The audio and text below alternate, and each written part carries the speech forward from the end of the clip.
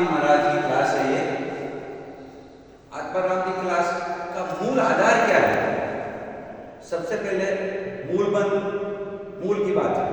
मूलबंध, फिर मूलाधार, फिर मूल मंत्र और फिर है मूल बात। तो आज हम मूल बात पर आते हैं। मूल बात क्या है? आत्माराम धाम पर एक आत्माराम जी विराजते थे, एक ओंकार जी भाषा विराजते थे।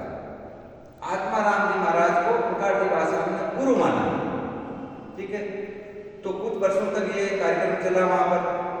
आत्माराम जी महाराज ने ओंकार जी भाषा को शमशान घाट में कौन सी आत्मा आ रही है, जा रही, इसके बारे में 12 साल तक उनको ट्रेनिंग दी। अब ये दोनों कौन है? एक विष्णु है और एक भगवान शिव है। शिव को गुरु चाहिए तो वो विष्णु को बनाते हैं, विष्णु को गुरु चाहिए तो शिव को। तो ये कहानी कुछ दिन चली और फिर ये दोनों यहाँ से, लंबी चौड़ी कहानी है, ये दोनों यहाँ से चले गए। आत्माराम जी महाराज चले गए, ओंकार जी भाषा ने शरीर छोड़ दिया।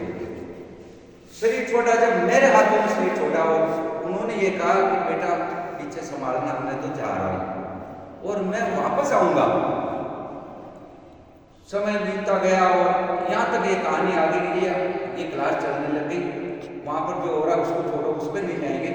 हमारी ये क्लास चल रही है जिसमें हमने आपको बार बार ये कहा कि ये आत्माराम की क्लास है, ये ओंकार जी भाषा की क्लास है, जिसमें एक विष्णु है, एक शिव है।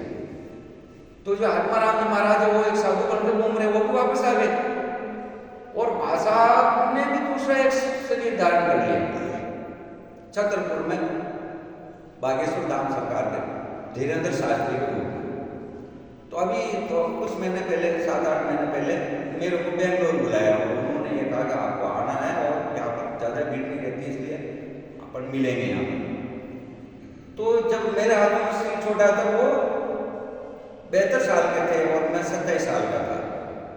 जब बेंगलोर में हम मिले तब वो 27 साल के थे और मैं 72 साल का था। मिले तो देख करके दर्शन हो गए, आनंद आ गया। तो ये क्लास का मूल आधार क्या है? अब वो कौन है? ओंकार जी भाषा शिव है। उनके युग की शुरुआत उन्होंने की।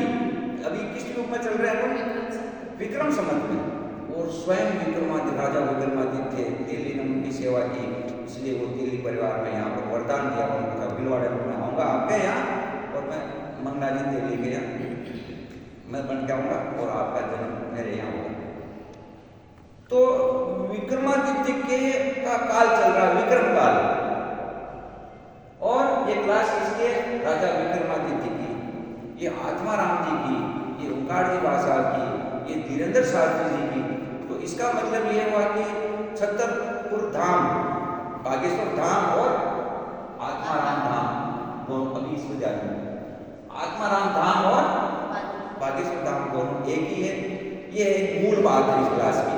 तो इस मूल बात को आपको समझना है, ज़्यादा डिटेल में नहीं कहेंगे, लेकिन इतनी बात तो कहेंगे कि आपको मूलाधार, मूल बात क्या है, मूल आधार क्या है इस क्लास का?